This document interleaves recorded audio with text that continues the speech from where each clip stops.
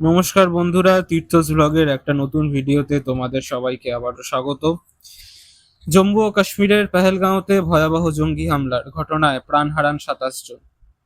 গত মঙ্গলবারের এই নৃশংস ঘটনায় নিরীহ পর্যটকদের উপর হামলা চালায় জঙ্গিরা। এদিকে এই ঘটনার পরপরই রীতিমতো গর্জে উঠেছে সারা দেশ। শুধু তাই নয়, ইতিমধ্যেই একের পর এক বড় পদক্ষেপ গ্রহণ করা হচ্ছে ভারতের তরফে। ঠিক এই আবহেই একটা বড় আপডেট সামনে এসেছে।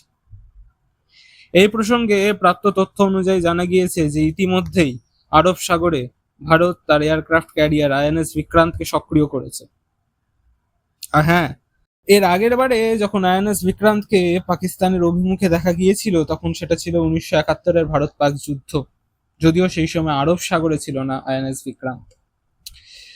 গতকালের উপগ্রহ চিত্র থেকে দেখা যাচ্ছে যে আইএনএস বিক্রান্ত এই মুহূর্তে ওয়েস্টার্ন ফ্রন্টে কারওয়ার উপকূলের কাছে।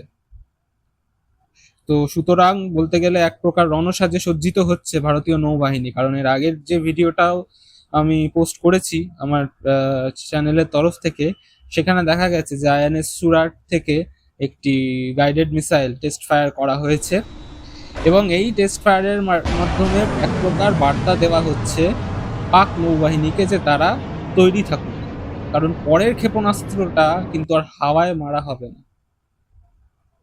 এরূপ একটা বার্তা দেওয়া হচ্ছে। সকাল থেকে এরূপ বিভিন্ন আপডেট আসছে, আমিও যতটা পারছি দেওয়ার চেষ্টা করছি।